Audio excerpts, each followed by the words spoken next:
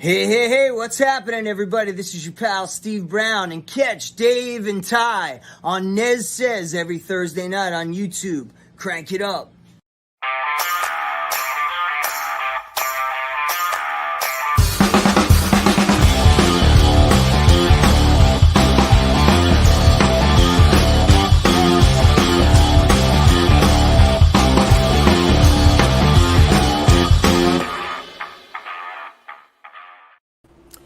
And we're live.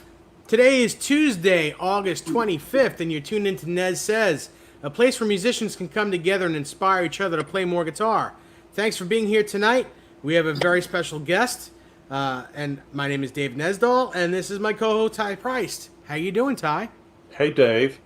Good to see you on a special edition of NEZ SEZ on a Tuesday night. Absolutely. Very excited about tonight's show because we are joined by a very exciting guitar player, singer, songwriter, and teacher. Brandon Paul is not your average player. In fact, he's been hailed as a guitar prodigy who is determined to educate, help, and influence others with the instrument. Brandon has a very active social media presence with hundreds of thousands of followers. He has shared the stage and toured along artists such as Bobby Kimball of Toto, Thin Lizzy, Extreme Rat, and many more. He is a clinician who has recently launched a guitar instruction website called Brandon Paul Guitar Alliance, and we're thrilled that he has agreed to join us for a conversation tonight. Please welcome Mr. Brandon Paul. Brandon, welcome. Hey, Brandon. Thank you so much. I'm super grateful to be here. Happy to do this with you guys, and it's amazing that you're having me. Thank you. It's our pleasure. Now, Brandon, how did this journey begin for you? I mean, you were quickly coming on everyone's radar as a guitar player to really stand up and take notice of. I mean, how did this journey begin for you? Thank you. I appreciate that. Well, I started late. I started at the age of 16. A lot of people actually don't know that. I was a traveling basketball player throughout elementary and middle and high school. I was an athlete. I wasn't even a musician of any sort. Nobody in my family plays music. The only one who really loves music is my mom. So she introduced me to so many styles. I mean, like, I'm talking rock, country, blues, pop, soul, even rap. And I say that because a lot of that actually does come out in my playing and my musicianship. A lot of people probably wouldn't necessarily notice that, but so I started late. I started when I was 16, and pretty much it's actually very similar to Tom Morello's story. I heard him talking in an interview. He said he didn't start till 17, so we both had this same philosophy of we got to catch up. You know, all my friends could play, and I was over here just grinding 9 hours a day. I swear, 8 to 10 hours a day in high school practicing. And I just kept going and going and going. And I actually didn't even really get into a real band. I would say a real gigging band until probably like 4 years after playing, which is probably pretty quick for a lot of people. I'd imagine people play. Yeah. But that's where it started. I started when I was 16, and I've had like just crazy work ethic since. I always feel like I'm trying to catch up, and I don't know. It's kind of weird. It's never enough when it comes to skill for me. I feel like I can always be better, you know? So the drive for you is just to continue taking steps forward. Yes. So you're obviously setting goals because, you know, when you stepped out into a working band and gigging in the market, I mean, you're in Los Angeles. So in the market that you're in, I mean, you're walking onto some pretty famous stages right out of the gate. Talk about the pressure that a young player feels in that situation. First gig, first working band, big stage. Yeah, to be honest with you, I've come a long way, I think, as a person too, because I felt like I was a bit more, God, I hate admitting this, but I think I was a bit more cocky when I was younger, and that's probably transferred over from playing sports. A lot of that sports stuff can be that way. And when I first started gigging, I don't know. I mean, I was definitely pretty nervous going on the whiskey stage and a lot of that stuff. I overthought everything. And I was, like, I think I could admit, I was a little cocky at that time. And it was so stupid of me. I hate that I was like that. So, you know, the pressure was definitely real. I mean, when I always felt, but I will say the one thing I've always took pride in practicing, like I said, I always just made sure I was so prepared for every single gig. There may have been mistakes. There's plenty of mistakes in my videos out there. I'm not perfect, but I know that I would always show up prepared and with the material like way rehearsed. So starting out was pretty tough. A big learning curve for me as a person and growing up and just being mature and not, you know, not being that kind of a guy, you know. But then definitely in later years, of course, like playing with all these amazing players now and all the legendary guys at the Whiskey, at the Jam, and being in this big community, playing with my trio, playing, and even way before that, like playing with Stonebreed and building like that, it was such a huge development for me. And the pressure definitely felt pretty real. There were times when I remember we'd play some festivals or we'd play, you know, I'd walk out like on a stage. A lot of the times at the Whiskey when we opened for big bands like, you know, Tom Kiefer and all these bands where it's sold out. And you know, as soon as you step on that stage, you're looking at like 1,000 people ready to rock, you know? So a lot of pressure at first, you know, but I think, I don't know, I just kind of try to look past it, you know, just here I am, let's do this, let's give it my all, because I'll feel like shit if I go home tonight and I know I just froze up. So Brandon, you're a young player. You're 16. 4 years later, you're on the Whiskey stage. How does that become a gig right out of the gate? I mean, how should an individual? What advice would you give viewers tonight about how to secure a gig of that magnitude beyond being prepared? And I appreciate the level of professionalism you take to the preparation of the gig. But what are some of the intangibles that have to accompany you to get a gig like that? The best advice I would give, there's a few things. One would definitely be open-minded. Be open-minded because you don't know what the gig is going to be. I used to turn down so many gigs because I used to say, it's not a legacy rock band, you know? And it's like, I turned down country gigs, I had turned down pop gigs, and lo and behold, some of those bands are touring the world, and I wouldn't get a second chance because I said no. So my first advice would be to be very open-minded. The music, be as versatile as you can. Don't pigeonhole yourself. If you have a passion for, you know, I don't know, ripping rock guitar like I do, that's great. But definitely be versatile, meet everybody. You never know. One gig leads to another. I mean, Joel Hoekstra plays with Cher, and he plays with Whitesnake, and he plays with Trans-Siberian Orchestra. I mean, it's all over the place, and work is work.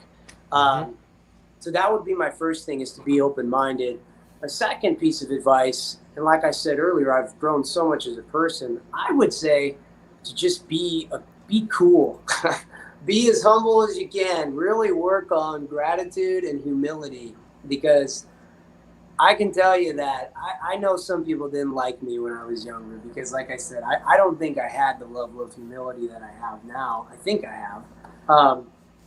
And that's something that is so critical. If I could go back in time, oh God, I would be so much more grateful and just so much cooler to people. So those two things I think are the intangibles.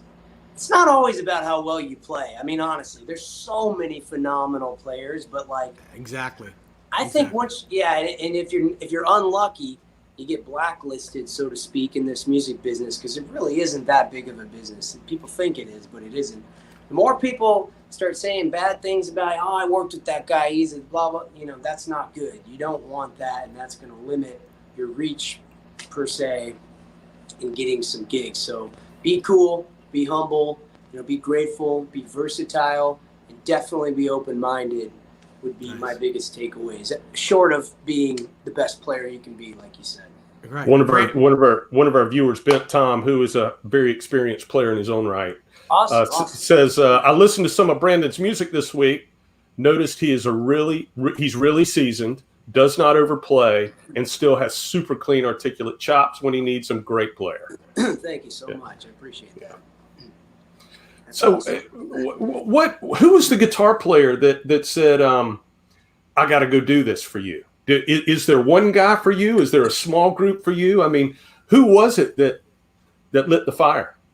Honestly, it's been so many. I feel like I'm the guitar player's guitar player. I overly learn and love to listen to so many guitar players. And I say overly because a lot of my idols, like Eddie Van Halen and Rhodes, they typically just pick a few guys and then they mold their own sound and they never really look back. I'm kind of like, that guy's amazing at this, and this. So I just play as much as I can of everybody that I'm inspired by. So it really just depends on what part of the timeline we're talking about. It started off with Metallica, James Hetfield, Kirk Hammett. I just loved the songs. And then it modulated to the Aussie guys. It was Zakk Wylde and Jakey Lee, and then some Randy. I didn't really get into Randy until like a few years ago, ironically. And then it went to the power metal guys, like the virtuosos, like, I don't know, John Petrucci and a lot of prog guys, real technical. From there, it turned into like, okay, I need to chill out and play some blues because nobody's feeling what I'm playing. They might think that's cool, but that's not what, gets the job done, in my opinion. Then it became Eric Clapton and Stevie Ray Vaughan. And from there, Eddie Van Halen came into the picture. Eddie was a late bloomer for me. I know I got EVH gear and all the stuff. I'm sure there's tons of videos people have seen of me attempting to play Van Halen. And Van Halen came late. Van Halen wasn't, probably until like 10 years into my playing. And then it was Rhodes. Mm-hmm. And since then, I haven't really gone too far off from that. I feel like that's the gold mine. So if I had to pick 2 or 3 encompassing guitar players for my whole career so far, it's definitely going to be Eddie Van Halen. It's definitely going to be Randy Rhodes. And probably Stevie Ray Vaughan. I'll have to throw him in the mix. I recently heard you play some George Lynch, some Dokken stuff. Yes. And I closed my eyes when I was watching you just so I could hear it. And man, you got a lot of Lynch in you too. I mean, Christ, he nails that. Yeah, it's you can almost think that it's early Lynch, like it's like '87 when Lynch really had some great licks. And he's not horrible now. He's still great, but he's not like he was back in '87 or '88. Sure. And I listened to you, and it sounds like I was right. Like I'm watching Dokken open for Bon Jovi. Thanks. For God's sakes, it's I think maybe they opened for. I don't know. They opened for. I was there somewhere, but man, I saw that tour, and then I closed my eyes, and I'm thinking, man, that sounds like early Lynch. It's amazing. I can hear a lot of that blues infused into your. I can really hear that you are very intentional about your note choices, Brandon. Even when you're doing, listen, you get back to the guitar community quite a lot. You do Facebook Live. You don't charge for these things. You just jump on and talk to your network. And you share a lot of yourself, a lot of your playing, what you're doing. There's really no secrets with you. It's a lot of behind the curtain type of thing. But as I watched a lot of those videos chronologically, you hear this really unique voice starting to, take hold. No question, like Tom said in the chat, you're a great player, lots of great chops, but there's a lot of originality in your playing too, and there's a lot of intention around your tone. You're very intentional about what you sound like. I mean, you mentioned your players. I mean, what is your approach to tone? To tone itself is, and thank you so much for all those kind words, and thank you, Tom, as well. That's incredible of you to say. I appreciate that. With tone, it's just whatever I guess I hear. You know, I kind of just like to combine a lot of stuff. It's been a journey. It's been, you know, searching for that. And I still have you guys, by the way, right? You're still there? Oh, Yeah. yeah, we're Yeah. here. I just soloed you. Cool. Awesome. So, Yeah, so tone has been, you know, as much as playing is important, I really feel like tone is equally important half the time, or, well, all of the time. I've always just searched for everything that I hear in my head. And for the first so many years, what I thought was what I heard really wasn't. I started playing Mesa Boogies at first, and I thought, oh, that's what I want. And I couldn't find what I really was hearing. So I changed from that, started playing Marshalls for years. And then it was like, okay, now I'm getting closer. But it wasn't tight enough. And then John Levin of Dokken, my great friend, he was like, dude, put a tube screamer in front of it. What are you doing? So then I did that, and it was tighter. And then I thought, no, this still isn't it, you know? And then I came across the 11 rack. And that was like a pretty big game changer, because that's not even a real amp. And that is like what you hear in half of those videos of mine on the internet. And still to this day, I love playing out of it. I have it plugged in now as well. And then I came across EVH, and that just completely shattered everything. I mean, I've tried a lot of boutique amps. There's so much great stuff out there nowadays. Mm-hmm. Like, Yep. you can find anything, but I haven't changed from EVH in years. I don't think I'm going to. I mean, unless somebody builds me an amp and it sounds exactly like that, I don't think I'm going to be changing much. Same thing back there. The EVH stuff is really good. I'm actually running a wet, dry, wet right back there. Oh, perfect. It's killer stuff, and I agree with you totally that for rock and roll, can't beat it. Yeah. You know, I mean, I don't know that you'd want to use it for a blues gig, but for especially LA rock and roll, man, it is unbelievable. Yeah, I mean, I can't tell you how many guys have asked me about my tone and what I'm playing through after each gig. I've had guys in some of the best bands that we know of, you know, and it's humbling to me, honestly. I've had people come from the other side of the curtain and say, dude, I didn't know your band, but as soon as I heard a guitar tone, I had to go see what amp that was. And it's no secret, like you said, I lay it all out there. It's the EVH, you know, and for a while the Les Paul. Nowadays I'm going to be going even more Charvel. There's some announcements I'm going to make with that to the world soon, but I'm definitely going full Charvel soon again. I've got the Telly.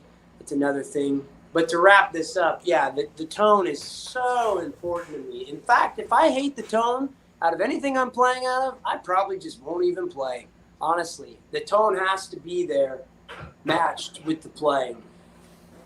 But you have found, I think what's interesting is you mentioned a digital solution with the 11, and then you're talking analog with the EVH. So you have found a way to incorporate both platforms into who you are as a player. So the argument, digital versus analog, really isn't an argument for you. You understand how you can apply both to you.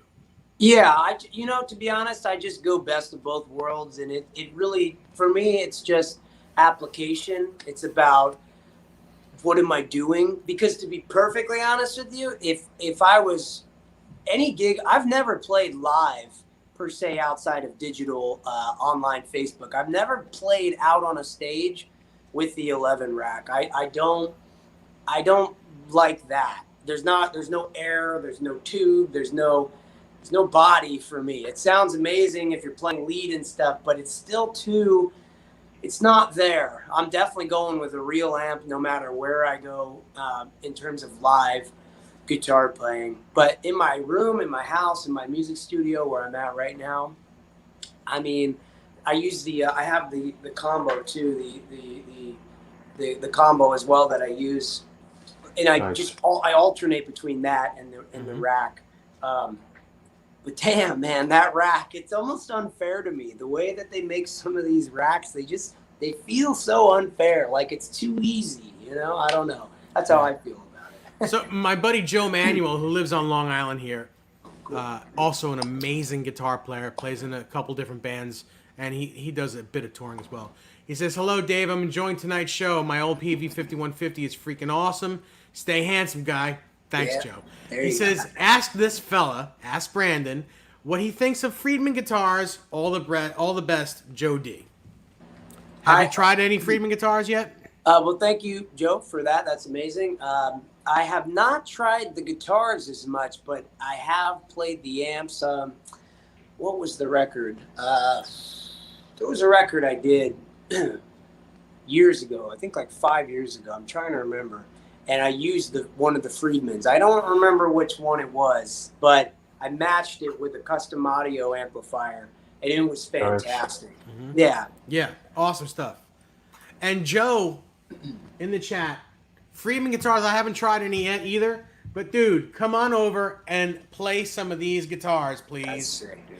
This is the deal right here, the Nitro Series. That's sick. Can't get better than that, in my opinion, for a Floyd Rose guitar. Yeah, that looks badass, by the way. I didn't realize you were sitting with that. Oh, yeah, I have 3 of these things. I have a red one, a green one, and then I have one that's made of all koa. It's so sick, dude. Yeah, great stuff. Wicked, bro. A little heavy, but right on the money. Yeah. Van Hagar is here. What's up? How you doing? Van Hagar, nice. Mm-hmm. Speaking of best of both worlds. Yeah. That's right. Another great guitar player. Another amazing Long Island guitar player. Awesome. Lots of Long Island. I love it. Yeah. Yeah, it's good stuff. We're everywhere. It's really funny. We're everywhere. It's great. Yeah, I was just in New York, not just, but last year, in November? Can't remember. Right around that time, we did a couple shows out in Jersey and in New York. We played in Manhattan, and that was actually my first gig with the trio. It was just like the first time I was singing lead and trying to play all these licks at the same time. I don't think it went too well, but it didn't go too bad either. So. Well, next time you're in New York when this whole thing lifts, please let me know. I'd love to shake your hand and say hello. Absolutely. And even invite you into the cave because, yes, man, it's a lot of good guitars here for you to jam on and play. Man, you got you're fully equipped over there. There's even more that's off screen that you can't see. There's a whole bunch of stuff. But this is about you. I just, anytime you're in New York, I'd love to meet you and say hello. We will, 100%. And South Carolina, too, I promise. And always welcome. Let's jump right to that, Brandon. I think your trio is pretty exciting. You released a video called Justified. Yes. I know that a lot happened for you as a player, as a writer, and now as a singer also before you got there. But let's talk about the trio and when did you decide, hey, this is something that I really want to try. This is something that I want to do. Had you had these songs sitting for a while and you said, I'm gonna call Jake and Lee and I'm going to form this trio and we're going to go out and do this. Tell us about how this came to be. Yeah, it's a great question because it's such an interesting story. I think it was definitely, I didn't have any of these songs. Definitely not. This happened right in the middle of recording the Departure record when I was in Jackson, Mississippi. We were almost done with the record and Lee came up to me in the studio and he randomly just said, dude, we should do a trio. And I looked at him, I said, trios have everybody singing in it, man. I'm not a singer, bro. He was like, no, but you should sing. I'm like, you didn't hear what I just said. I'm not a singer. And he kind of just stayed on me for a couple weeks about it and just said, I think you should give this a try. I know you're not the best singer right now, but take some lessons. We could do something special. And he kind of just like pushed me into it. I finally said, you know what? Fuck it. Lee's a great singer too. A lot of people are going to hear him on this record. A lot of people don't know this, but he's a better singer than I am. So we just started writing songs. We came back from doing Departure, took like a few weeks off, and then we just said, you know what? Let's write an album. And since then, I've just been crafting my voice, and we've written a lot of songs. And the cover thing didn't really come in until recently. We were just trying to do the originals. We had went to New York. Did we release Justified at that time? No, we hadn't done a video yet. When we came back from New York, we did Justified, put that out. And then Lee, again, with his great ideas, was like, dude, we should do a cover band thing too. And I was like, yeah, that's a great idea. So then we just started playing out, doing that. We still do that, which is great. It's quick cash, and it also gives me experience singing and get tighter as a band. And, you know, it's been a very short period of time. I mean, it's only been a year and a half of singing for me. I sang in other bands, but I didn't sing lead. I didn't have any vocal training. It was very improper. It was just what we call, you know, shouting backup vocals, or like just whatever, like we all do in bands. You know, you just go up for that part and just shout the. So about a year and a half, it's just been of constant vocal training. I have a coach twice a week. I mean, I'm like insanely obsessed with it. So, and then 6 months went by. We did Justified. Right after that, we recorded all these other songs, which I haven't released yet. And then we did the, you know, the music video, and then all these cover shows. And now we have a whole new set of songs, and my voice is in a much better place, I think. And we're going to go into the studio next month. And we're really I'm trying to do as much as I can. I'm really going to try to get a good deal going. Hopefully I can get some showcases, maybe sign with somebody. We do have label interest from a label or two. One is independent, another is semi-major. So we're just kind of playing it out. I'm trying to see where I fit in this equation. But I mean, it's going to be a really good year in 2021. I say 2021 because we all know COVID's just done. Yeah, it's done, dude. So it's just about salvaging as much as we can. But the trio's looking strong, man. It's going to be serious once, you know, come 2021 or whenever they lift all this shit off of us and everything gets fixed. So I'm excited. Brandon, our friend Caleb from Nerd Halen is here. He says, hey guys, that's my dude BP. What's up, buddy? Money. Also, hello Dwight Bailey. Hello Beverly Cooper. Rabid Rich says hello all from west of Toronto, Canada. Nice to meet you, Rabid Rich. Good to see you guys. Thanks for being here. Now, Brandon, a lot of great playing on Departure. I mean, thank you. Killer record. Tell us about the evolution that you went through from Departure to the trio, because a lot happened between them. Airplane mode, and then I still get a damn call anyway. Yeah, that's crazy. So with the evolution of Departure to where we are now, is that what you said? Where we are now, yeah. I was just curious as to what you went through personally and professionally between those two experiences, because the trio is different than the way things were happening. I went through so much.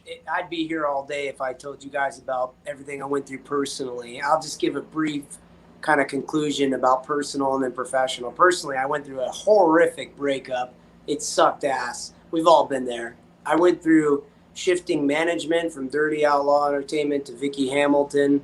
I went from my social media being hacked and all of that bullshit that happened. I went from, personally, I went through god-awful hell. But I'm so much better now. I'm so grateful and happy to be here. And professionally, yeah, I appreciate that about Departure. You know, when I did that album and when I was writing it, the last thing I wanted to do was what everybody thought I was going to do, and do a full-fledged shred record, kind of like a Vinnie Moore or like a early Cacophony. And that stuff's amazing. But for the time that was, that's perfect. In the time we are now, I felt like it would have been so cliche for me to just go say what all those guys said and just shred the lights out. So I tried to do a record that was really melodic. I sang all of the melodies before I would compose the chords on acoustic, and then I'd sing a melody over it and then articulate it on the guitar and try to add in the shred licks when I could. So that was my thought process with Departure. I wanted it to be super melodic, super deep and meaningful, but still stay true to some chops here and there, of course, if I can. Fill it in when I can. And then beyond Departure, like I said, that's when Lee talked me into the trio, and I started singing full time, and I've just been diehard since. There's no turning back. So a lot has happened in that 2-year time frame. Like I said, it feels like it's been longer than that, but that's just kind of where things are. I don't even know if I'd ever do another instrumental record again, to be honest. I love that stuff, but I think I said what I had to say. I'm way more interested in singing and getting my voice out. And I can tell you this, the guitar playing on this record, the new trio record, is, I think, tenfold of anything I've ever done. I mean, I'm talking like I squeezed in licks left and right. Like, I tried to make it as over the top as I could without being like Dragon Force. You know, it's like definitely, yeah, it's within context. It's blues rock. The songs are blues rock, but I mean, there's a lot going on in there. I definitely think, you know, I want to make a statement with my guitar playing and, of course, my newly found voice. Well, let's talk about the gear you used Great. on the. Why don't we start with current day? You know, like I mean, what from a gear perspective? I mean, what are you using that you feel best expresses your inner voice? Yeah, each gig is different. You know, when I play the cover gig, well, I guess I'll just start with amps. It really all just comes down to the 5150. That's the bread and butter right there. I don't like playing other amps as much. There's so many great amps out there. No knock to any amps, but that's my sound. I love that. The last couple records I've done have been with the 5150. The Departure record I did with the EL34 version. This one's the 6L6. The Stonebreed Heart of Stone record was with that one, the 6L6. So there is a difference in the sound for sure. So those are the amps I play. I play the 11 rack a lot at home too, which is a digital rack like we talked about a little bit. Guitar wise, it's kind of all over the place. I mean, I love Gibsons. I toured with the Les Paul for the last few years. Before that, I toured with I only used the Charvel for the most part. So I kind of played A and B with that. And then in recent times, I got a Tele, and then I started playing a Strat. I sound like I'm just bipolar with all these guitars, man. There's nothing wrong with having a lot of tools in your toolbox. Exactly, as long as you know how to use them, right? So then this record coming up is going to be the most diverse yet. And I got to say, I don't think it's going to go past where it's gone now. And what I mean by that is, like I told you guys, I'll be announcing stuff soon with Charvel and EVH. I just kind of kept it on the DL until probably January when a new guitar comes in. That's all I'm going to say. So I'm definitely pressing hard back into Charvel. And this record's going to have a lot of Charvel, a lot of Gibson. I'm going to have the Tele in there as well. So it's really just going to be all up front. I'm going all in on this record, and no holding back. It's not going to be any one thing. You're going to hear a lot of vast, hopefully, but it's still cohesive sounds. Cool, very cool. Just want to say hello to Will Van Hand Solo, our friend from Canada. Hey, amazing, Will, another amazing guitar player. He just got himself an original 59 Les Paul Jr. Nice, great really guitar. Cool. Double cutaway, awesome guitar. Yeah. Sounds great, and a great player behind that guitar as well. And we can dive into these guitars if you want. I know you asked me about tone. Sure. Yeah, let's take a look at a couple of your guitars. Can we take a look at that Les Paul Custom? Yeah, let's take a look at Black Beauty. I got it right here. And Caleb says he can shred the lights out, folks. Let me show you here. Caleb, you mean Caleb can shred the lights out? I know. Well, he does that well too, doesn't he? Yeah. Work on the bends, bro. The bends. I'm always giving him a hard time. I love Caleb, man. We did he has an interview series on YouTube. I'm not sure if he's still been really active with it, but he's done some great interviews with John Levin of Dokken, and we did the first one together right here in this studio, actually, and it was great. I love Caleb. That's cool. Caleb's amazing. He's been at this house. He's like a brother to me, on the West Coast brother anyway. Yeah. But great, super guitar player, sweetheart of a guy. It doesn't get better than that. If you have those two qualities, what else do you need? I mean, he's tall and good looking as well. But a great guy. Yeah, I mean, half my girlfriends are asking me if I can introduce him to Caleb. Anyway. Here's Black Beauty. This is the custom shop Les Paul. This is a 2011. It's not an older one, but this is the last of the all mahogany run, I believe, because in 2012, I'm not the best with all of this, by the way, so correct me if I'm wrong, but what I was told and what I've seen in other guitars is from 2012 on, they kind of stopped at the all mahogany. Usually you get the maple cap up top or whatever. But this one is for sure, I mean, it's a solid like 9 pounds. Breaks my back every gig. I wonder why I still play it live. But specs, we got the Sir Aldridge in here. That's a Doug Aldridge signature pickup. When I bought the guitar, it already had it in it. I had a red Les Paul, a standard years ago. I don't have it at this time. Maybe I'll get it back one day. We'll see. But it had the same pickup combination as well, ironically. Sir Doug Aldridge signature. And then we have the Classic 57 in the neck. I love that big, fat, bluesy, warm tone. And what else here? We got Tell us about that. Tell us about the tailpiece. Yeah. Oh, yeah. So that's like probably the most common question I get with this guitar, and that's a Gibson TP6. And again, when I got these Les Pauls from this guy, I bought it from the same guy. Ironically, like 3 years apart. It was very interesting. He put these on, and I love it. It gives it a tad more sustain, in my opinion. And it also helps live. You know, when I'm like playing in the middle and I'm up there and entertaining, I don't want to be over here trying to tune on the fly. Like I just hit a chord sometimes, and that little nudge puts you right back where you want to go. I feel like you can get like millicents with this. It also helps in the studio. So it's a Gibson TP6 spine tuning bridge. Really cool addition to the Les Paul, in my opinion. All the other standard specs, mother of pearl, and some other cool things I did up here. I put a string butler on it. It blends so a lot of people can't see it. But the string butler is a new device that somebody came out with a few years ago. Supposedly, it's supposed to break the tension from the nut to the top of the headstock like a Strat. And we all know Gibsons never stay in tune. They're notorious for it. This especially does help the G string. Oh yeah, especially exactly. the G string. Yeah, the G. But this does break the tension. It's helped a lot.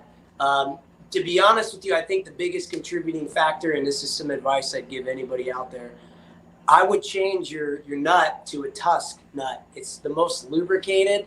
The bone nut is nice. It lasts forever, but it's not the most lubricated in my opinion. There's some other ones too. I forget the names of them, but I recommend the Tusk. This right here keeps you in tune the best. If you play as aggressive as I do half the time too, you're going to definitely need to try to stay in tune. And then we got the locking tuner. Sorry, the camera angle is kind of weird. Got locking tuner, standard stuff. I got the strings lower than anybody could probably imagine. I don't even know. Wow. It's almost transparent. You can't even tell. So that's that. What string gauge is that, Brandon? Oh, yeah. This is 10 to 46. So I usually just play 10 to 46 these days. I used to play 9s on my Charvel, but not anymore. I just keep it all at 10s. I feel like that's just what my hands are accustomed to and helps me stay in tune as much as I can. There's plenty of videos of me going out of tune, though, where you can hear all the nonsense. But this thing's a beast, man. I mean, it sounds...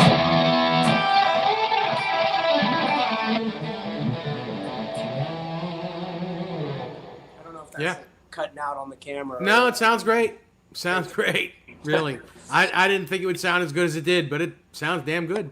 Thanks, man. Yeah, the tone. Oh, go ahead. Yeah. No, not even. I mean, your playing is amazing, but I mean, just the quality of the sound through this live sequence. Yep. Thanks, it's man. Amazing. Yeah. So some of the tone on this, I just love. The Sir Aldridge is just such a hot pickup, and with the custom shop, it sounds dark, but it's so big. I mean.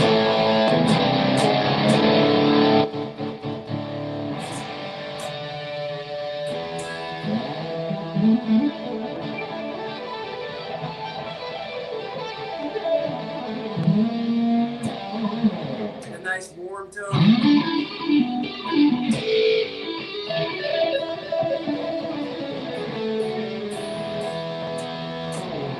just love this guitar. Really That's cool. do. So you also got the Aldridge and Hulkster thing going on too with the eight fingers, eight finger thing. I wish I could play it like Joel. It's so. You funny. just did.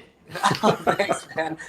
I took a couple lessons from him last month. We did some Skype stuff, and he gave me all of his tap and stuff. So I'm not going to. I can't do it like him. I won't go too far off because he really gets into it. It's phenomenal.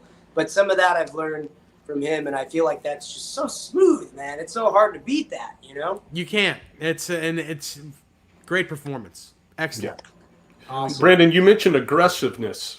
As a player, what kind of picks are you using against a 10 as an aggressive player? Yeah, most people would probably think I was using like a heavy pick or something like that, but I resent heavy picks. I never recommend them to my students.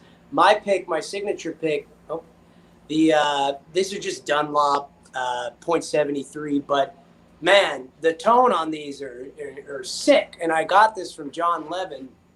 I was at his house one day, and he was giving me all these guitars to play. He's got like 20,000 Charvels. God bless his soul. And he actually introduced me to the 11 rack as well. So we were ripping on that. And then I was playing a heavy pick at the time. This was years ago. And he was like, dude, get rid of that. He gave me a medium pick. And I remember being like, I can't do this. But he was like, listen to how clear every single note you play is now, though. And that's the truth. When I play these 73s, they really do just bring out every note super clear. Even if it's a blazing fast run, or if it's, you could still dig in and get all of that. But I'm telling you, if I had any advice for anybody, it would be to play .73. And I tell you one thing about those picks too that maybe a lot of people don't know. It forces you not to tighten up in your elbow and your wrist and anywhere in here. You play a lot looser and a lot cleaner that way. You don't tighten up and you don't get tired. It sounds great. Those lighter picks sound good. Yeah, and if you go, in my opinion, if you go too much lighter than that, like if you go into light or you go like into 60 or something, it may be a little too light for the attack and all of that. I think the 73, the mediums are just the best you can get. This one specifically, I don't know what it is. I ordered them off Dunlop probably like 2 years ago. Still have a bag full of picks. And even when I put them against some of the other 73s, like from different companies, it doesn't feel the same. There's something about this one that really does it for me. And it just brings out the soul, I think, for me in my playing as a player. It's all connected. Yes. Yes, it is. Everything is all connected. Absolutely. Awesome. Mm-hmm.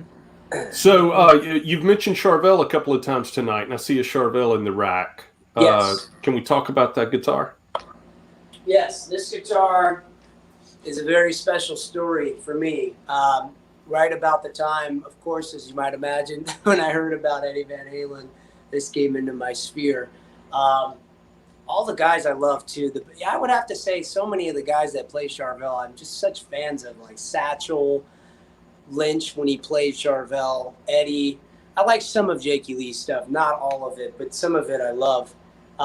And other guys that play Charvel are so many great players. Some of my mutual friends, Frankie Lindia, Jordan Ziff. But anyway, this guitar was a big breakthrough for me. I got this.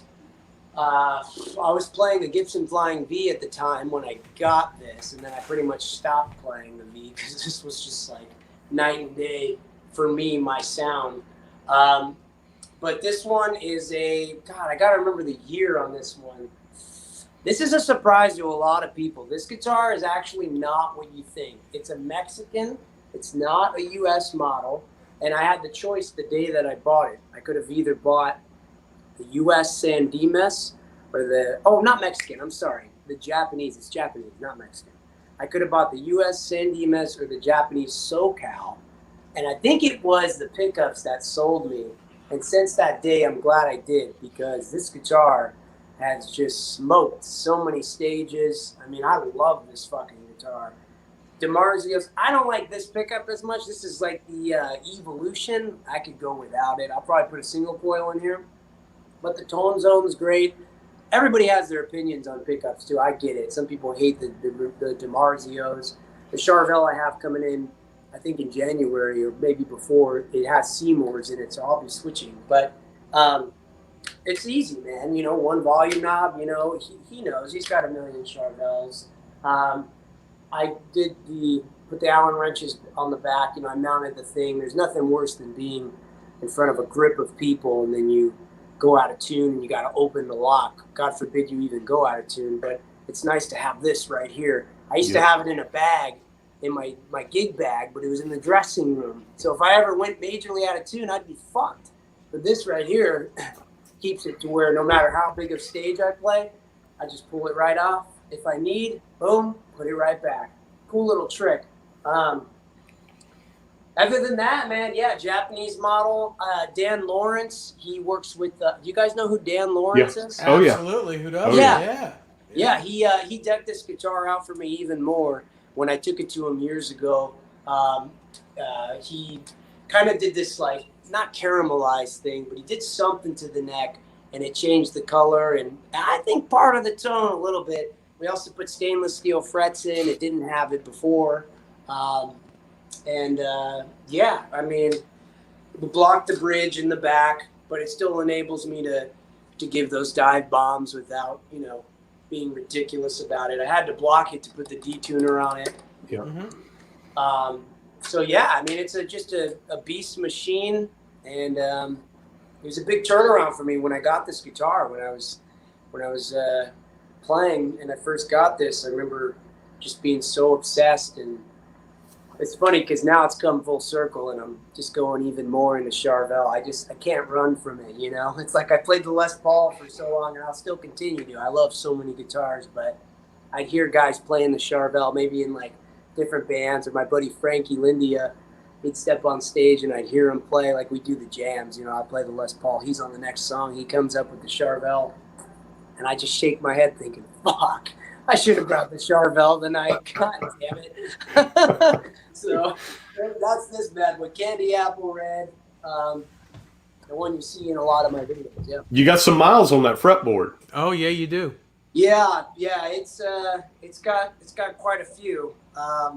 It's not again, this isn't from like the 80s. It's a mid 2000s. I think it's like a 2007 or something like that. So it's not too far back, but some people get on me, clean your fretboard. I'm like, no, dude, that gives a character, man. I gotta leave it. Yeah. You earned that. Yeah. Thank you. Yeah, no, I feel the same. It's like, yeah, all the grease. That's really awesome. That guitar is incredible. Hey, really quick, I just wanna say a couple things about it. A couple of people I want to call sponsors to the show. Not really, but they're good. They're great people. I believe in them. Ty believes in them. I want to call out Rob from Tessie Switch. If you ever need a kill switch on your guitars, he also sells some different pedals you might want to look at on his website, tessieswitch.com.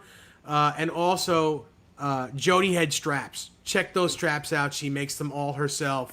They're fantastic. Killer guitar straps. In the next couple of weeks, we'll have some straps on here to show you. If you need a new strap, if you want anything with conchos on it, leather or anything like the old 60s style, Jimi Hendrix style straps, yep. She'll make you pretty much what you want. She's good stuff. Jody Head straps and Tessie Switch. Rob at Tessie Switch. Nice. Check them out. Awesome. Nice. Stuff. Very nice. So Brandon, let's talk about your Telecaster. Yeah, speaking of kill switches, this is interesting. I just recently put a kill switch on. If I'd have known about your buddy, I would have got one from him. But you probably. Let me see. Can I see that real quick? That looks like the same type that's like on the Van Halen guitar, isn't it? It's a red one. I mean, it's this came with like a plate. They give you the plate or whatever, and then so it just switches. The good thing is I didn't have to switch any of the pods out. I thought I was going to have to get smaller pods, which isn't a big deal, but I didn't have to, which is good. I actually worry more with the telly about this top hat flying off. I can't tell you how many times, dude, I'm on stage, and when I play this in my trio mainly. I don't really use it for some of the harder gigs, but I'm meaning like harder rock. But although this sounds phenomenal for that, in my trio, I'm singing and playing. The last thing I need to do is look around for a damn top hat on the ground. You know what I mean? Yeah. And speak of that, Brandon, I'm going to do you a favor. When we're done with the show, or sometime either today or tomorrow, I actually have a metal telly switch with a little set screw that you can. I'll get the name of the company and I'll send that to you. So I'll send the company name so you can get one. It'll never come off. Never leaves. Oh, dude, Never that leave. It's a sounds little metal amazing. one with a set screw on it just for Telecasters. Dude, yes. It's pretty cool. Thank you, man. That sounds spectacular. Yeah, would not a love problem. that. Not a problem. This one, a great friend and fan too of mine, Neil Smith. He actually hooked me up with this guitar last year. He just kind of surprised me with it. I was like, wow, this is blowing my mind. It's a custom shop. God, dude, I always forget the years of all these guitars. I'm so It's bad. a 52 Blackguard. Yeah. Oh, but no, it's not. I made me like a 67 because of the decal. That's Yeah, probably like but- a 67 somewhere around there. It's Yeah, cool. reissue or whatever. It's a 2013 or 17, one of those two. But I mean, it's killer, man. This thing smokes, dude. I haven't changed really anything other than the kill switch.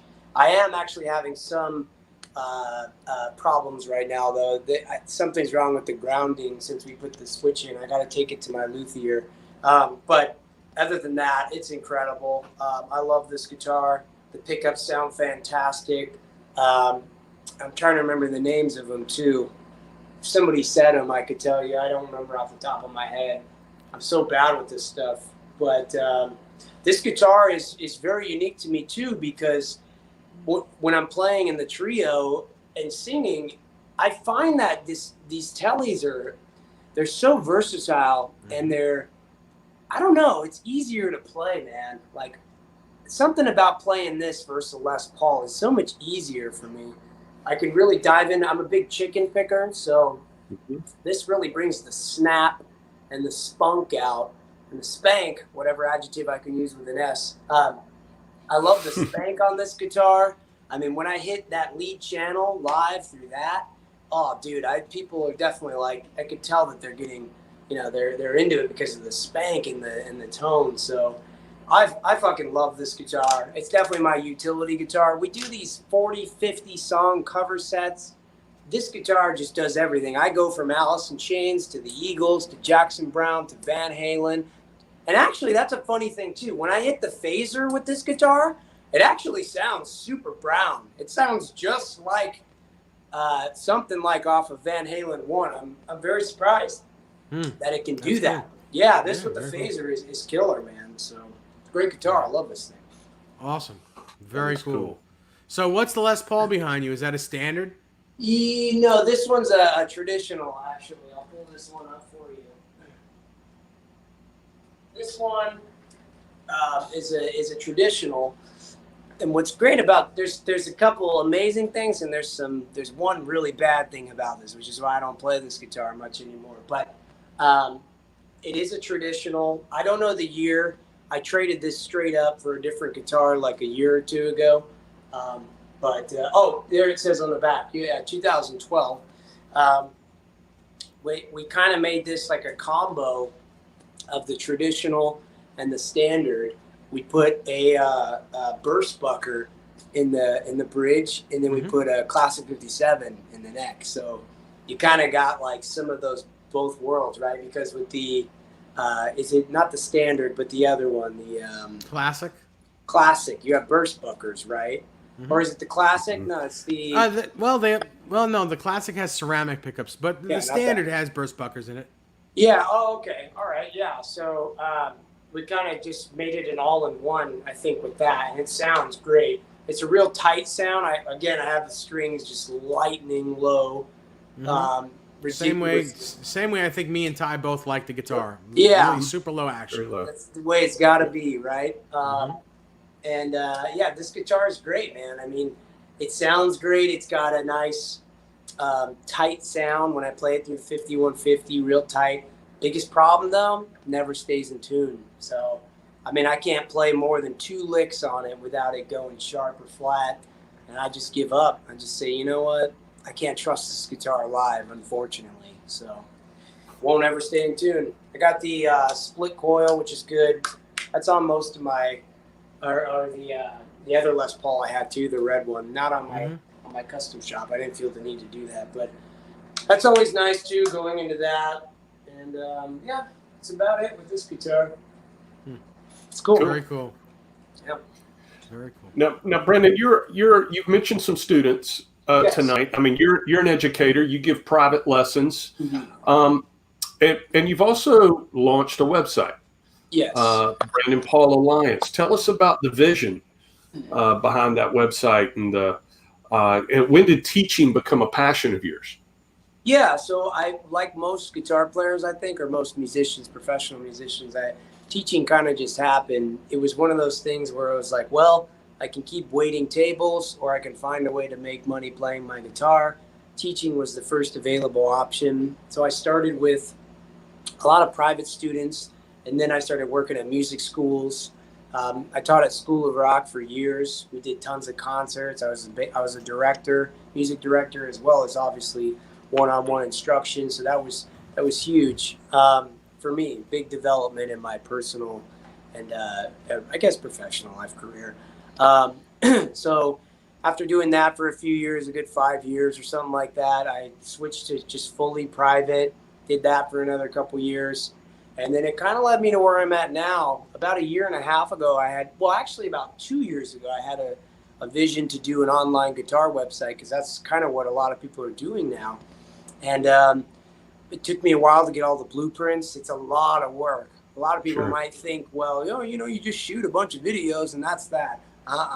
There's so much more to this that I just couldn't do it on my own. So I hired a designer. And for about a year, we were building the site, getting it exactly how I wanted it to look, and the interface, for the user, for me, shooting all the videos, editing them. What am I going to play? What am I going to shoot? What's good for the market? All these questions. How are you going to promote it? And I'm still learning all of that, but I just launched my online guitar teaching website, BrandonPaulGuitarAlliance.com, and basically anybody can learn from anywhere in the world. It's online guitar lessons. They're pre-recorded videos of me. The same things I would teach in my one-on-one private lessons. It's just in a great HD shot video form. And I have some of them up as free samples on my YouTube. I put free guitar lessons up there for people out there who are playing. There's, Eagles, Bryan Adams, AC/DC, pretty much just everything. I mean, I even have like a lot of the pop stars, Ed Sheeran and all that on my site. It's a super diverse guitar teaching site.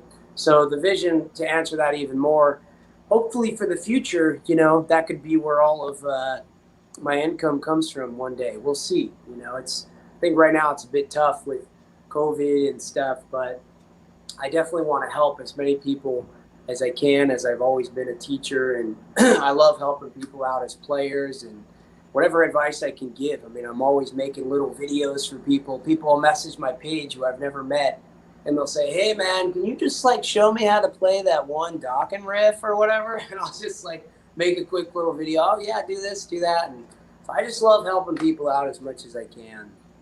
That's awesome. Yeah, and you mentioned that you were taking guitar instruction just recently. So, seeking more knowledge seems to be a pattern with you since age 16. Setting goals, achieving goals, taking steps forward, achieving more goals. So, what you have a vision for teaching others, and you even mentioned first thing I do with students is put them in a 0.73 pick. What else do you tell a student the first time you meet them? Well, I mean, generally speaking, you just talk about their goals. That's always the number one thing with me is what are you trying to get out of this? So you can define it for yourself. You can say, well, I'm just a hobbyist, or I want to be the next Van Halen, whoever. Everybody has their own goals, and everything is totally cool. There's no right or wrong. It's just helping people on their journey. So assessing their goals and where they want to go, and then we just dissect the playing, and we say, okay, well, you're good in this area. Can we work on this, work on that? And then, if you're going to play Van Halen, you got to swing. Let's work on your swing. Let's work on your rhythm. Of course, you need to get the hammer-ons and the tapping, but let's prolong that for a second and go learn some Eric Clapton, because that's where that came from, So just diving deep, you know what I mean? Getting very tailored and personalized with the person is what my goal is. Yeah, that's cool. That's such an important point that no two players' journeys are the same. No, They're very different, and the things that we want to achieve individually with the instrument are oftentimes very different. And I'm not going to sound like you as much as I'd love to. I'm never going to sound like you. I'm never going to sound like Dave. I'm always going to sound like me. Anyway, exactly. right? Yeah, I mean, no matter, and that's the thing with me too is I can try my best to do cover videos of whoever, you know what I mean? But in the end of the day, I'm still going to sound like me. I'll never sound like Eddie. It's never going to happen. I can have the gear. You can not have the gear. You never will. I'll never sound like Randy Rhoads. I'll never sound like Eric Clapton. I think you just get the best you can. And the objective too, this is a bit of advice I think, which is good, is don't try to sound like them. Like, it's cool to have all the gear and all that, but if you're trying to be an individualized player, I guess more in my position, if you're in a tribute band, it's different. Like for Caleb, he should try to sound like Van Halen. That's what he's doing. He's in Nerd Halen. But if you're just, trying to develop your own sound, but still take those influences from your favorite players, it's a hard balance. And I know this because for so long, I kept going to that dive bar. I kept going to a tap thing. And then I got into Rose and I was like doing some of the stuff he would do too much. And it's like, I think you just have to accept you're your own person. And once you do, it's so liberating. God, I feel so much better about my guitar playing and my voice, like singing. I think it's me, it's like, take it or leave it. I don't know, which is pretty cool, I think. That's a good way to say it. That's really, I couldn't have said it better. Your journey, in my opinion, really begins when you just accept who you are.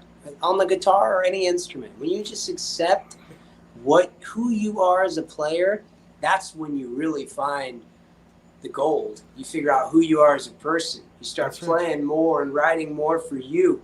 And if people like it or don't like it, that's okay. Not everybody's into Van Halen. I've shown tons of my girlfriends Van Halen.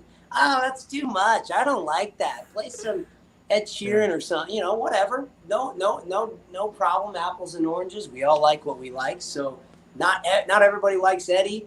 We happen to be diehard fans, but I think the best example of what you just said is B.B. King, because before he died, he'd still be playing on stage, just sitting on a chair, and he'd have Eric Clapton sitting with him, Derek Truck sitting with him, all these guys, John Mayer, and they'd all play songs like, The Thrill Is Gone, and he would say, well, if I can't quite play it like Eric can, but this is what I do, and he tears down the house playing 3 notes, and it's B.B. King.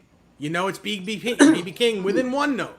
Anyone in the world would know it was B.B. King because he just does what he does.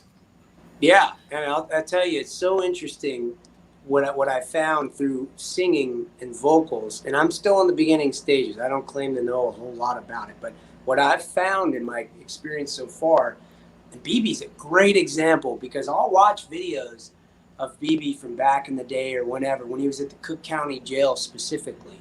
And when he's singing, he's not trying to be anybody. It's almost like he didn't even take voice lessons. He's just telling you the story of what's in his heart. And in that song, he's talking about a woman.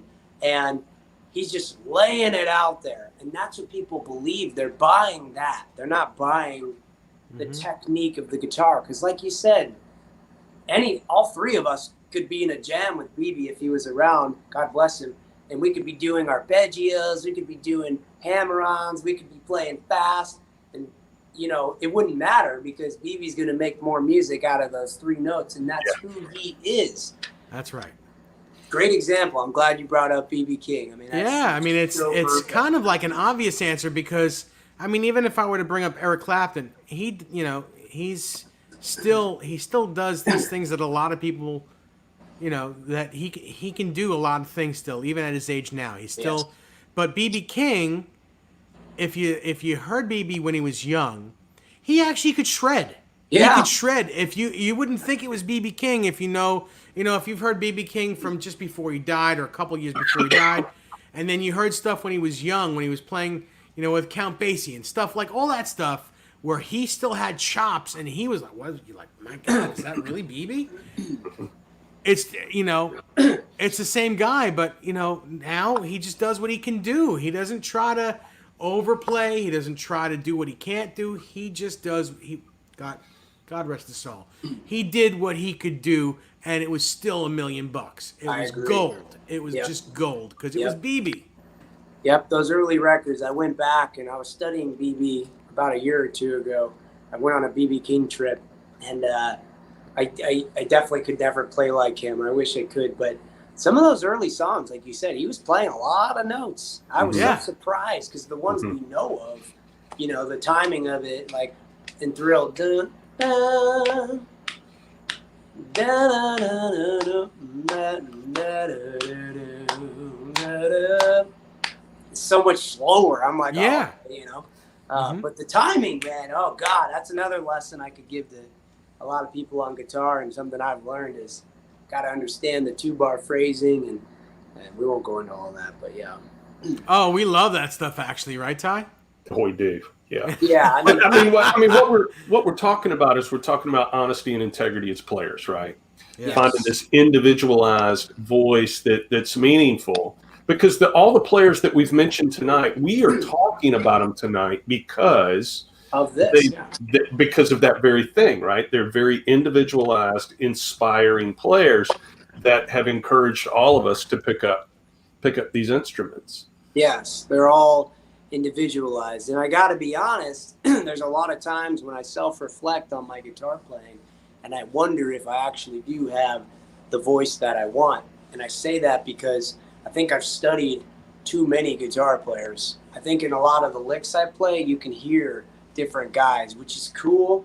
But I also think there should be a, not a disclaimer, but a threshold where you should say, okay, I'm not going to study like too many more players, because you end up playing too many different types of licks. And maybe that is what the style is. I don't know. Sometimes I think that's part of my style is one lick you might hear Clapton, the next you hear Lynch, the next you hear maybe the Hulkstra thing or the Stevie Ray. It's like, I'm cool with that too, whatever.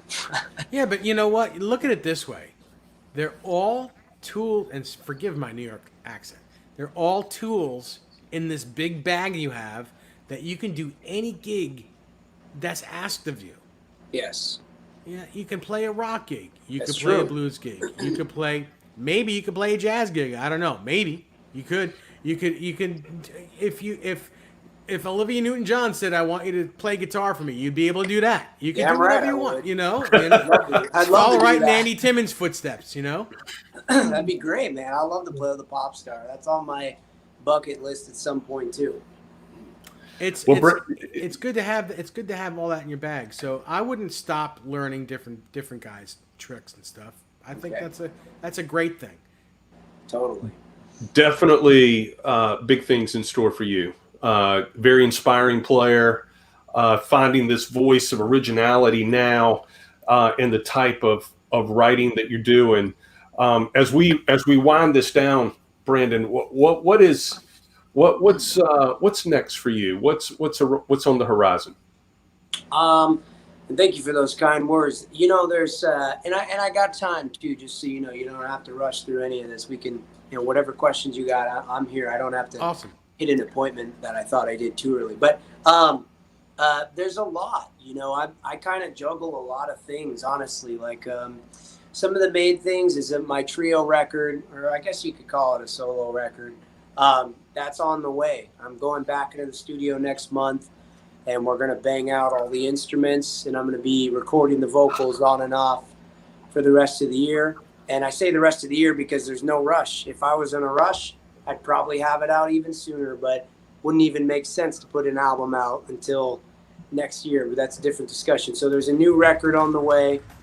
Lots of shows. Whenever they lift the restrictions, we're going to be back to gigging constantly with the trio.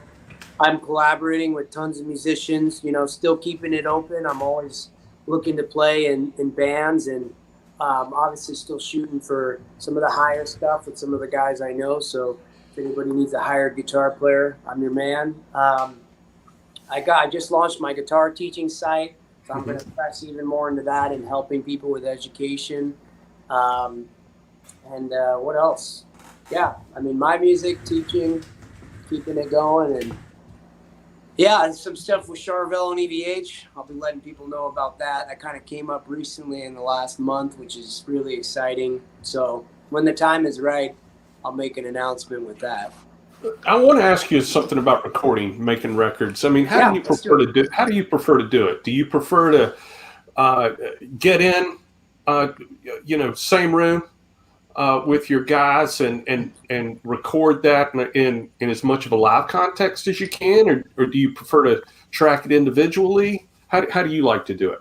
I like to track it individually. I know that a lot of people love the live aspect, and there's a lot of art to that as well. You can really capture the essence of a take, or you can really get the vibe of what you're trying to do. I guess it would depend on the band and what you're going for. In the stages I'm at with my trio, isolating it is the best movement for me, because these songs are very, not strictly composed, but there's a lot of composition, there's a lot of chops, there's a lot of playing.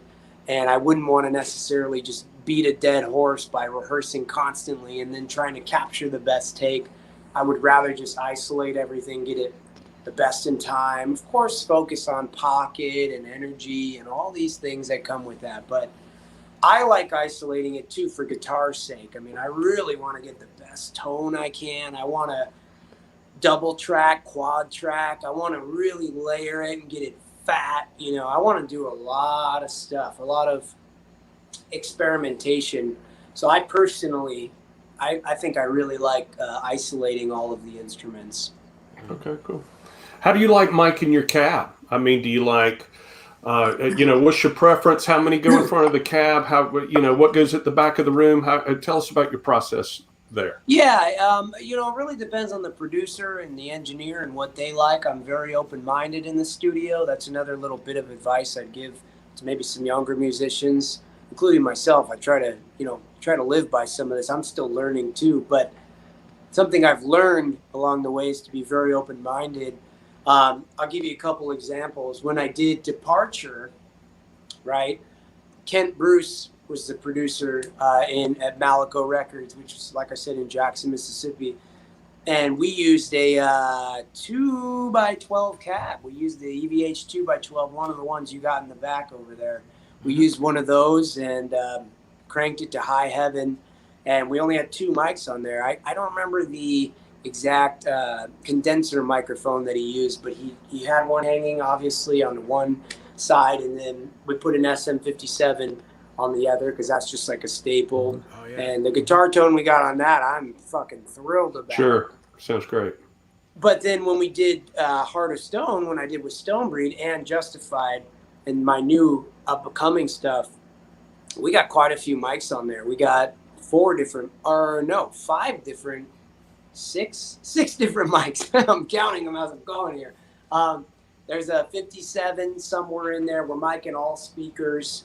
And there's a couple that are off of the amp as well for some room vibes. I like that probably most, because then there's more control. Then you could say, okay, less of that speaker, less of this, more of that. We can really go through the dynamic range. And Bill Matoyer is the producer of the Heart of Stone record I did with Stonebreed, and also I think my newest record. He's going to be the main producer. He's done a lot of great records in his life. Armored Saint, Slayer, tons of bands. So his way of doing it is pretty unique too. When it comes to my house, a lot of the stuff I do here, I just put a 57 on the best speaker, or actually on the one speaker, because I'm using the combo amp in here. Mm-hmm. And just find the best part of the cone that I like. Done deal. I don't think you really need a whole lot when it comes to guitar. You can do a record out of your house. You really could. Mm-hmm. Now, when you record out of your house, when you record guitar, do you record it at live volume, or do you record it like bedroom volume or house volume? It really depends on what I'm doing, to be honest. If I was recording for my album, I'd be turning that up reasonably louder.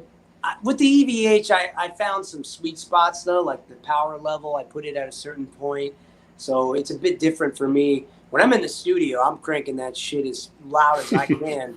Sure. But if I'm in my house, and the attenuator, that's another thing too. Caleb's great about that. I don't know if he's watching now, but I'm gonna ask him. Oh, he is. Okay, Caleb, when I go back into the studio next month, let me borrow your attenuator if that's okay. I wanna get those sounds out of it. But at my house, usually not too loud. No, I don't need to be cranked too loud to get great tones out of that. Not too bad. I know what you mean. The EVH it's very easy on the ears, even when it's loud. It's just very easy on the ears. It doesn't like blow you out. Like you don't get cauliflower after a while. You know. I like that. That's a great expression right there. Yeah, no, it's great, man. I love this amp. I mean, I live and die by it now. I have yet to die actually from it. I'm only living through it. So that's a good thing. Yeah, you know what it is, man. The EVH amps are just. There's just nothing more for me. I don't know. I haven't found anything anyway. Now, that doesn't diminish, playing through a twin reverb, of course. That's its own thing. I mean, that's a classic fucking amp. A Fender Deluxe or something like that, which I use on the clean channels of the records. If there's any clean channel, I usually bring in like a twin reverb or a Deluxe just to get that super clear. Because you can't beat a Fender's, no, you can't. Clean. There's no possible way. Yeah, I know what you mean. I have a couple of different rigs in the house here, that big one, and then by the computer you have a 112 Tweed amp. Nice. And you just putting pedals through it, and it's nothing like it. It's a 30-watt tube amp. 4 EL84s, sounds incredible. All kinds of and you get your taste of different pedals through it. So.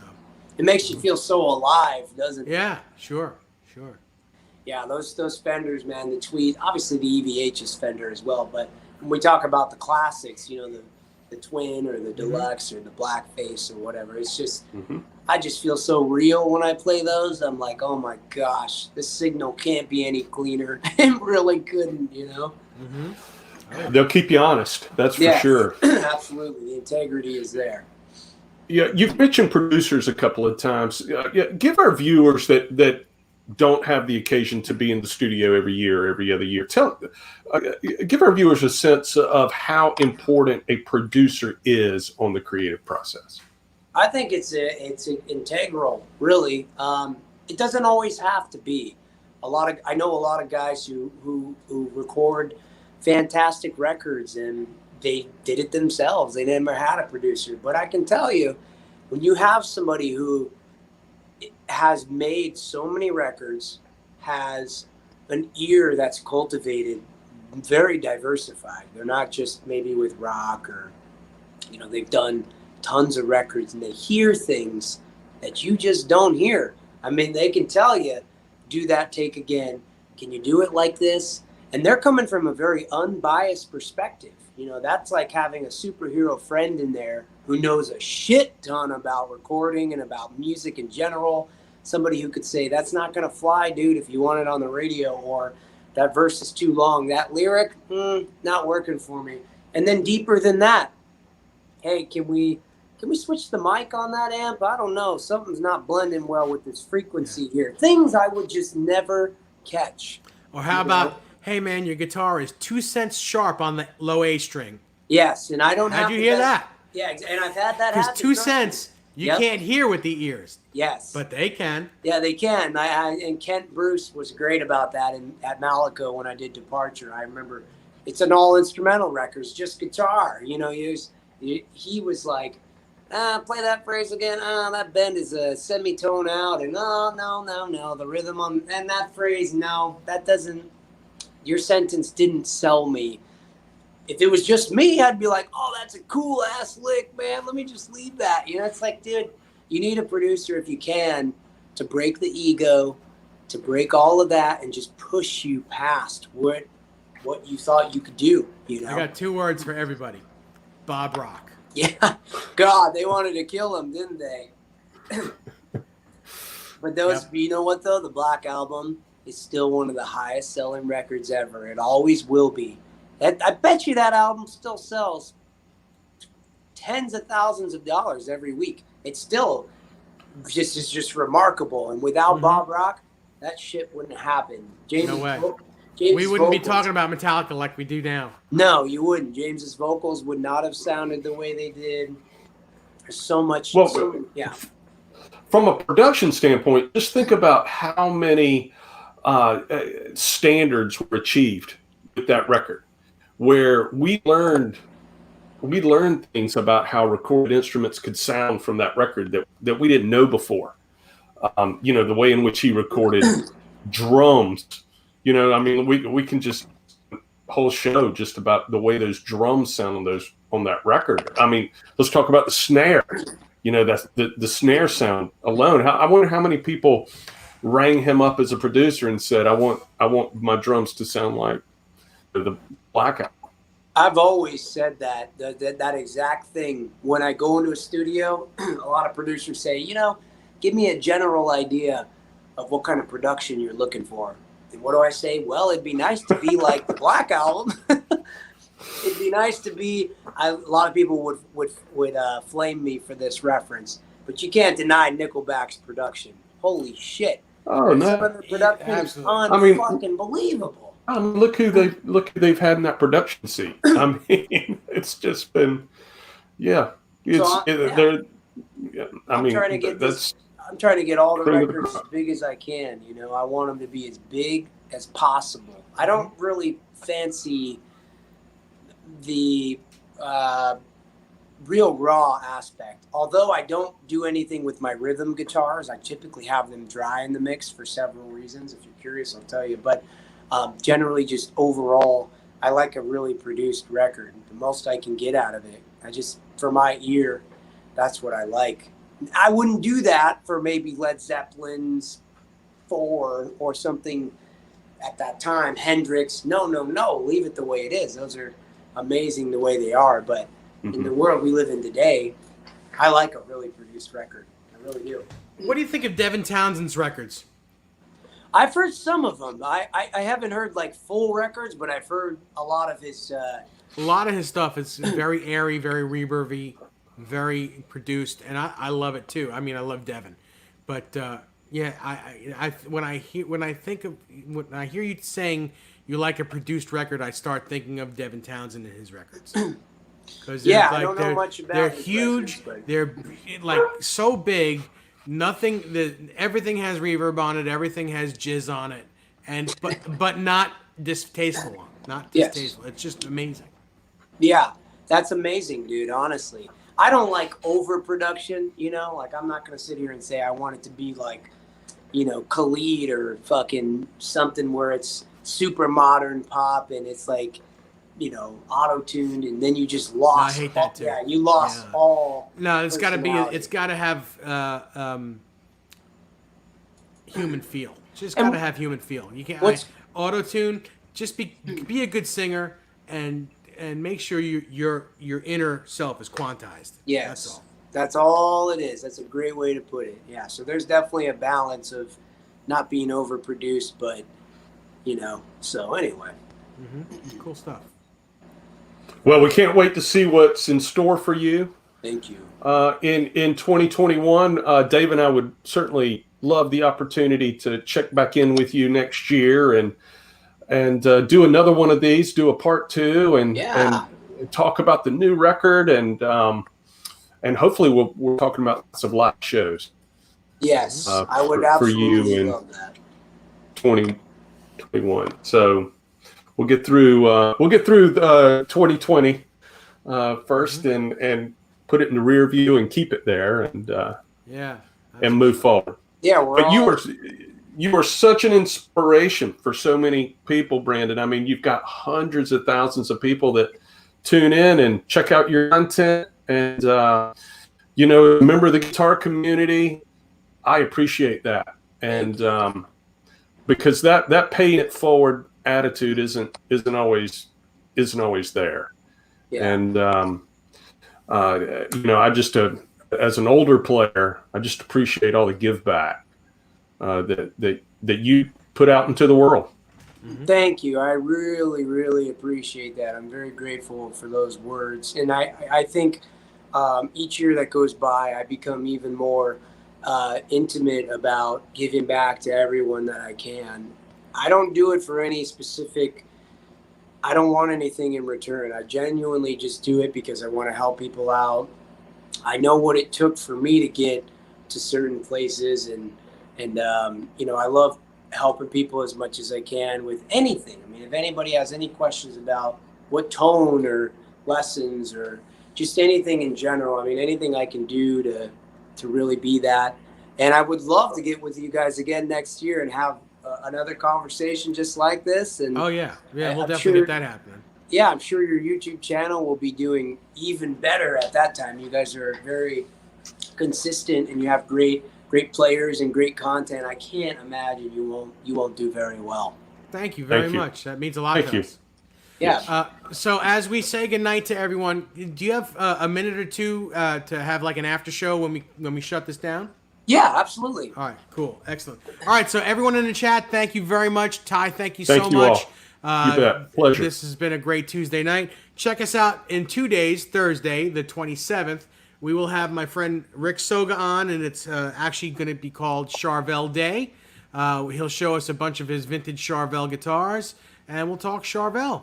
Nice. Until then, It'll be fun. my Venmo and PayPal is dnrwb5150 at AOL.com. You can check back and watch any of these videos at any time. And we will see you guys on Thursday night. Brandon, Good night. great tonight. Everything was awesome. Ty, Thank we'll see you. you. We'll see you all real shortly. Yes. Take care. Bye bye. Thank you.